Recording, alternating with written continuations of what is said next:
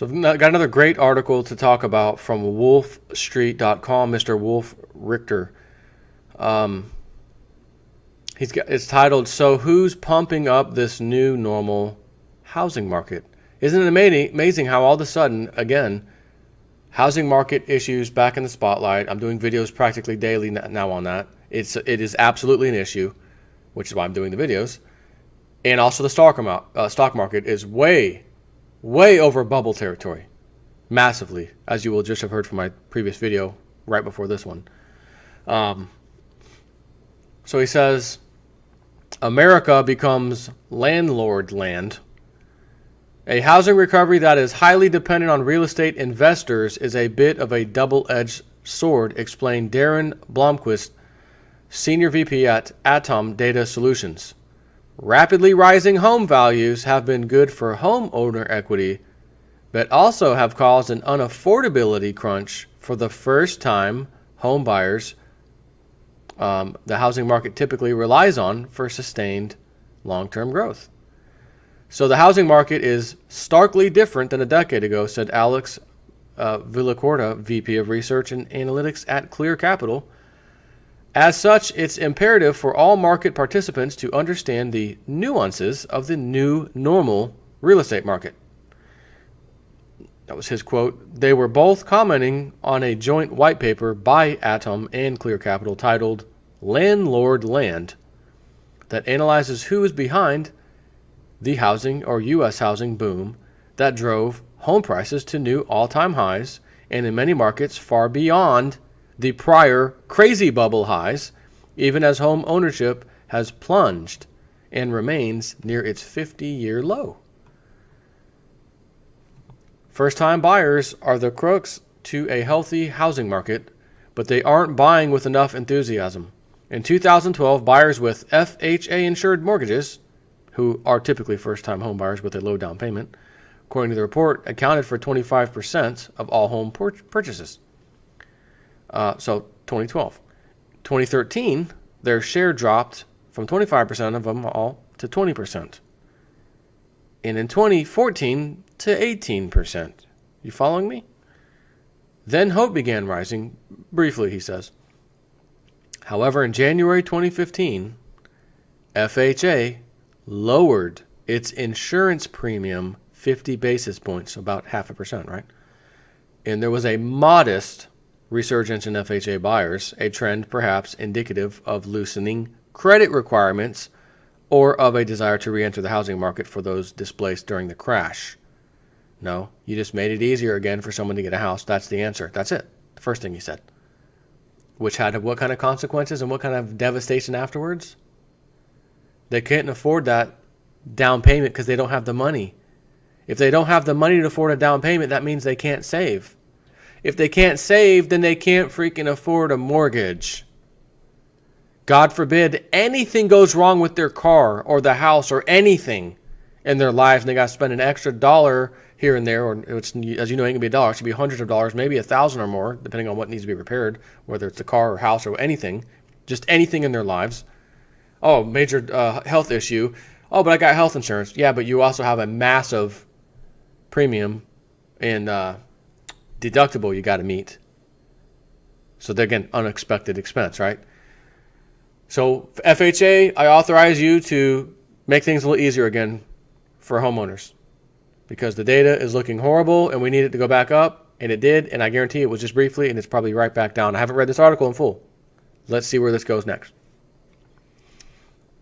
So it says, however, in January 2015, FHA lowered its insurance premium 50 basis points, and there was a modest resurgence in FHA buyers, a trend perhaps indicative of loosening credit requirements, or a desire to re-enter the housing market for those displaced during the crash. Their share of home prices trickled up to 22.3%. He says, alas, the FHA resurgence was short-lived, and in 2016, it's back down 21.7%. With first-time home buyers dwindling or twiddling their thumbs, then who is buying? Who is driving this housing market? Institutional investors, defined as those that buy at least 10 properties a year. They include the largest buy-to-rent Wall Street landlords, some with over 40,000 single-family homes, who've picked up the low-hanging fruit of the distressed properties available at a discount between 2009 and 2013. As the report put it, that was during the foreclosure crisis when they bought these properties from the banks. So in quarter 3 2010, institutional investors bought 7% of all homes. In quarter 1 2013, 3 years later, their share reached 9.5%. As home prices soared, fewer foreclosures were taking place. By 2014, when home prices reached levels where the large-scale buy-to-rent scheme with its heavy expense structure wasn't working so well anymore, these large buyers began to pull back. In 2016, the share of institutional investors dropped to just 2% of all home sales. So it was 7% 2010, which looked great. 2013, quarter 1, baby. Let's go, go, go, go. 9.5% to just 2% in 2016, just last year. That is a trend, and that is a horrible drop. And that trend is very telling. Real estate is going to be in big, big trouble. That's why I've been telling people, hold on, wait it out. If you're going to buy a house, there are going to be some fire sale deals coming to a planet in the United States, country near you soon. But as institutional investors stepped back, smaller investors jumped into the fray in large numbers. Oh, really? Willing to purchase in a wider variety of market landscapes and operate on thinner margins. No kidding. To approximate total investor purchases of homes, the report looks at the share of purchases where the home is afterwards occupied by non-owner residents. 2009, according to this metric, 28% of all home purchases were investor-owned properties. Folks, that is an enormous... That's more than a quarter of all home sales. 2009 were investor, rent. Let's buy up everything and rent to people. So as I was discussing with someone recently, so basically they went and cleaned house and kicked out all the people. You're being foreclosed on, and then we're going to take your house and then essentially, maybe not this exact house, but some house we own, rent it back to you for more than you were actually paying in your mortgage to begin with. This cannot end well for society in the United States. Okay, I'm just going to say that out loud. So in 2009, according to this metric, 28% of home purchases, all home purchases, were investor-owned properties. In 2010, it rose 2% more higher, 30%. 2011, 32%. Then as big investors pulled out, it fell back to 30. But by 2015, small investors arrived in large numbers. And by 2016, investor purchases jumped to 37%, an all-time high in the Atom data series going back 21 years. That 33% is a third, right? 33 times 99. 37% is more than a third of all homes being gobbled up, whether big investors combined with smaller investors. The big investors had enough, but the small investors apparently were willing to jump in there and, again, take smaller margins, but we'll go ahead and do it. So it's the same thing. Everyone's being foreclosed on, you're now going to have to rent. But see, the people who are foreclosed on, again, stopped paying their mortgage. Once they realize that we're behind, they're going to be foreclosing on us, people don't keep paying the bills. They stop. And they say, I'll just live here as long as I can, saving all the money I can, so that when we do have to move out, we'll have a nice nest egg to deal with crap. Only to find out, okay, we have to leave now. We're being kicked out. Well, that's okay. We got some good rent money saved up. Let's go rent a place for a lot more than likely, than what they were paying for the mortgage before. Now, you might find some people will know their house that was $400,000. It's not even worth, $300,000. They had a big nut to crack. They were paying a high mortgage rate, monthly rate. Now they can go rent somewhere else, maybe smaller. Even though it's it's higher rent normally than it should be, it's still less than what they were paying. But again, that's not exactly the majority of people. The majority of people didn't have a $400,000 house right now that's worth $300,000. Back in 08, 7, 8, 9, when that was happening, yes, that was definitely the case. A lot of people were owed way more than it was worth. But that was the first glut that got dealt with. Foreclosures and all that stuff. Then, we got the bank. Remember the banks? They had a bunch on standby. They weren't putting them on the market because they didn't want to flood the market. I got a sneaky suspicion that that's what they had in inventory is now coming back on the market because I showed you through Zillow.com. And you can do this yourself. Go to Zillow.com, type in your area, and just type in a 2-bath. Only criteria, 2 baths. Show me everything in the area. And then zoom into the map. You can use your little scroll wheel on your mouse to zoom in and zoom out. And you'll notice, like I showed you in my other video, you zoom out and there's a bunch of red dots. That's all the stuff that's for sale from people who own the house. But then you zoom in into an area and all of a sudden there's more red ones, but then there's all of a sudden a giant, enormous amount of blue ones. And the blue ones are the foreclosure and auction houses.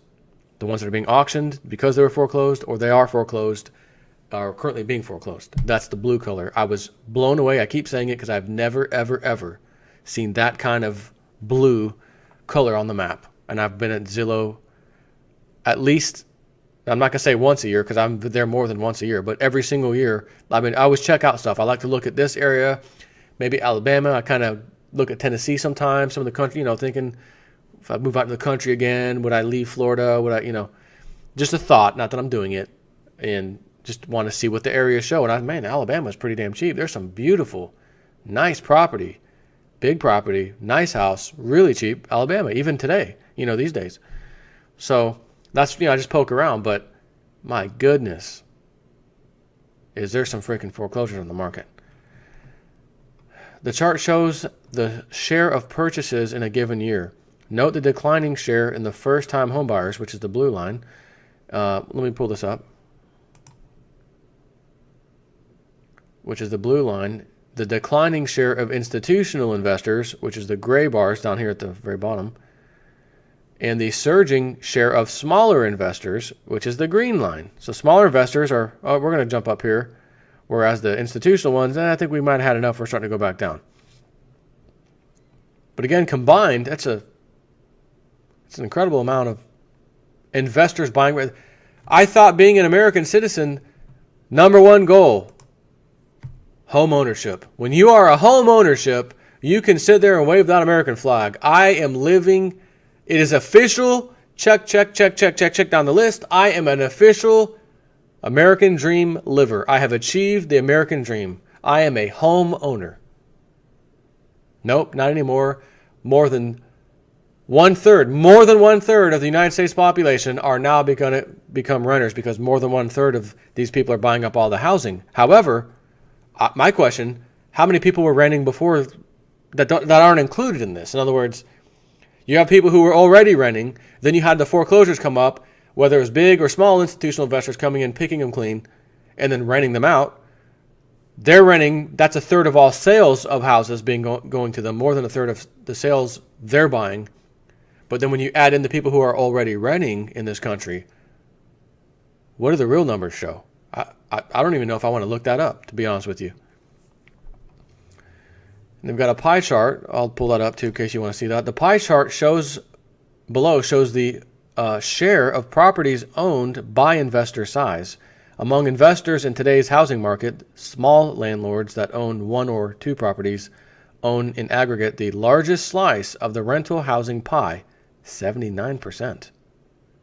Ooh.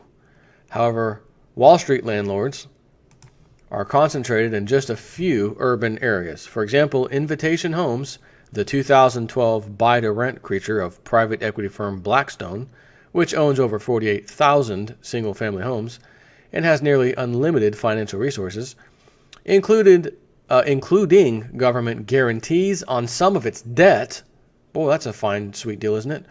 Is concentrated in just about 12 urban areas where it has had an outsized impact. Whereas small investors own property across the entire country in urban and rural areas, in cheap markets, in ludicrously expensive markets. They own condos, detached houses, duplexes, and smaller multi-unit buildings. So when the industry tells us about low inventories and strong demand in the housing market, it's good to remember where a record 37% of that demand in 2016 came from. Investors, most of them small investors. And when the financial equation no longer works for them, they'll pull back, just like the institutional investors have already done. In what are now deemed the most expensive multifamily rental markets in the world, San Francisco and New York City, the commercial property bubble is already inflating. He says you can read this article, also from Wolf Street. Here are the top sell markets in an overpriced world as the apartment cycle draws closer and closer to the end. I will be linking his article in the description section of my video if you are more than curious to go check it out yourself and follow that other link. But for the purposes of this video, I don't need to follow that link and continue on. I've already said enough, okay? Again, I wish I could come out here and say, some data I've been looking at, it looks solid at first. But I just found something very interesting, and it's suggesting that, the real estate market is actually going to continue turning around and doing well. Prices are going to go higher. I cannot find, for the love of the freaking universe, I can't find it. It doesn't exist. It only exists if you talk to some kind of realtor association, and they'll tell you, oh yeah, and you bring up some hard facts to them. Well, yeah, but that we don't know if it's a trend yet. It could be just a one-off. Those are the feel-good people. The real estate people, the agencies, they are the feel-good people. The ones who will never, ever, ever, ever tell you, yeah, the market's not looking too good. They're always going to tell you, it's fine. It's everybody, the experts going to be fine. There's just one-off blip. It's no big deal. I'm selling such and such. But remember what happened last time, 2008-9?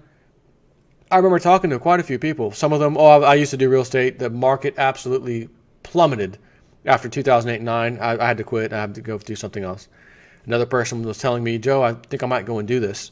Matter of fact, I think they emailed me. This was a few years ago. And I said, man, I don't know if I'd get into that industry, to be honest with you. Right now, I don't know. How does a realtor make money on, I'm going to pull it up. I'm going to have to pull this up again right now. Zillow. Let's do this. 33511 zip code. That's Brandon, Florida. More map.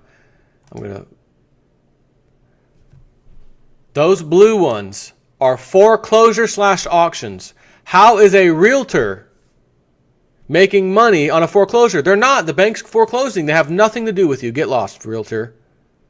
Unless they happen to sell it. But as I've hovered my mouse over a bunch of these, auction,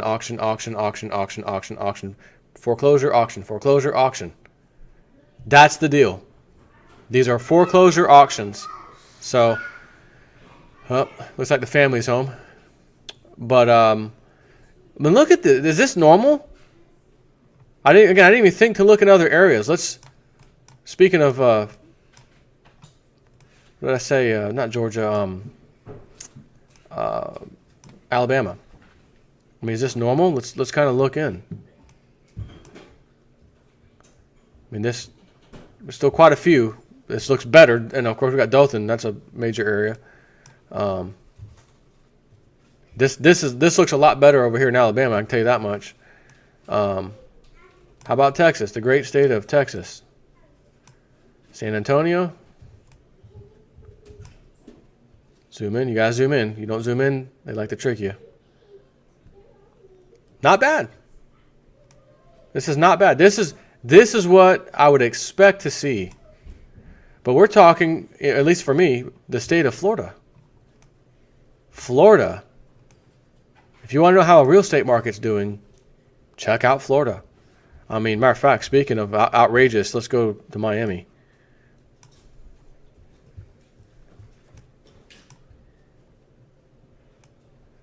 Not bad. I gotta say, not bad. Not as bad as, well, wait a minute. See what happens when you start to zoom in? Hold the phone. It's like Zillow's programmed. Don't show the auction/foreclosure ones unless they get closer. We want to make it look good. Look at some of the. There are massive homes for sale just in this little area. Like everything in this is a small area. And just look at how many people are selling. And my question is, are these the old institutional investors selling all of a sudden, or are these actual real homeowners? Because the red dot will still come up if it's owned by, in other words, if it's being sold and it's not foreclosed. So like if you were to sell your house, or if I owned one and I would sell mine, it'd come up here as a red dot. But that doesn't matter if I'm a person selling, or if I own a company that bought 50,000 properties and I'm selling, it's going to come up red. Because I'm looking at this, I got to be honest. And again, there's once you zoom in, there's the proof in the pudding. This is a lot of foreclosed property. These are some decently high numbers. 400, again for Florida, 300s, 1.5 million over here, 636,000. Are all these people? Where are you going? Where are you people moving? How is there this? This is just this is like a block. This is like a square block over here, okay? There's that many houses for sale in a square block? Let's go up to the next block. Same thing. To me, and I have to say I am guessing here, but I don't think there's a chance in hell that citizens who own all these houses are all deciding we're selling and moving. All these people are moving. Oh, are you moving out of the state? Where are you going? There's no way. I personally, again, opinion, think a lot of what we're seeing here is some type of investment people, service, etc., getting out as fast as they possibly can because they know and have already seen the stats. The housing market crash 2.0 is coming. Guys, we got to get out now. There's no way this many real homes for sale are happening in one little block followed by another little block. Basically block after block after block, just homes for sale. Look at this. You see this little water? See my mouse? Little water and stuff. Clearly, this is just a housing development, little community. Obviously, you can just tell by looking at this. 1, 2, 3, 4, 5, 6, 7, 8, 9, 10, 11, 12, 13, 14, 15, 16, 17, 18, 19. I mean, there's 20 in this little corner, this little piece of a corner. 20, 40, 60, 80. I mean, there could be 200 something. And again, some of them are so close to each other, I got to zoom in more so they spread apart. 1.4 million, 1.28 million. I mean, and I'm just curious. I'm just going to pick this 1.28 just for fun. This is a red one, not a foreclosure. Spectacular luxury home in Doral Isles. Oh yeah, it's beautiful. Let's go to the price/tax history. Sold in 2015. Agents, well, this is an agent. That doesn't tell us who bought the thing. And now it's listed for sale as of last year, which is when I started really seeing the data about real estate. Now, I saw it before that, but more data to assure me, yeah, you're right, real estate's going down the tubes. More data came in. Sold for $900,000. Let's sell it for $1.28 million a year later. Do you think a person bought a home and decided to sell it a year later? This was an investment property in some way, shape, or form. Okay? And you can look right here, down here, where it says monthly. Whoever owned this previously, 2010, tried to sell it for $1.4 million. 2010, that was like when the bottom was happening. Dropped the price, can't sell it, 1.2. Listing removed. We're out of our minds. We're smoking crack. Remove the listing. Let's rent it. Listed for rent, $5,800 a month. Later that month, listing removed. Let's try to sell it again, 1.3 mil. Nope, not happening. Several months later, $5,500 rent, right? So they went from $5,800 to $5,500. This is desperation. So whoever owned this house, and again, this could have very well easily have been a rental company or a company we're going to buy a house and flip it, couldn't flip it, let's rent it. Tried to rent it, we're asking absurd prices, no one's freaking buying this thing, let's try to sell it again. Finally sells, let's see, yes, finally sells in 2015 for $900K. Remember, 1.4 million, 1.2 million, 1.3 million, 1.25 million. Not happening. Finally sells for 900. And then a stinking year later, someone else decides, I'm going to try to sell it again for 1.28 million. When the last several years, someone tried to do the same thing and failed. So what? One agency bought it and sold to another who's going to try the same crap that didn't work for the last 5 years? This doesn't make any kind of sense. If this was a person looking to buy a house to live in, this doesn't even kind of make sense. You couldn't make this make sense. So what I'm suggesting is that this is pure investment. People go, yeah, get in, out, and it's not working, it's failing, and now the whole freaking investment industry, those big ones, that 20-something% buying up all the crap, are now in reversal, sell mode, in my opinion. This history does not make any sense whatsoever. When I've looked at normal homes, someone's selling a house, they live there, I'm going to buy it, maybe they're the second owner, maybe they're the first owner, you can see a nice clear trail right here on Zillow that makes sense, sold in 2004 for this price, then they bought it in 2010 for that price, and now I want to buy it today. Yep, it's all makes sense. You don't see this nonsense. So, I'm telling you this, hold on, nope, I'm not done. Let's scroll back, let's scroll down. Nice golf community. Check this baby out. Still quite a few homes for sale. Now, in this particular golf community, we don't see as many of the blues, which again is foreclosure. But again, are there really people who lived in here? Oh, wait, I just saw something that stands out. Check it out. Let's zoom in. What do you see here? 4 units. And 3 units for sale.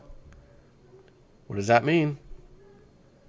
That means that someone came in to try to buy these and sell and rent them out, which might be what I'm suggesting is happening in all of these, and they found out there is an absolute glut of property now that all of us investors came in and thought we'd flip them, not even flip them, we'd rent them all out, and we don't have a lot of people renting them. Is it possible that all these things are empty?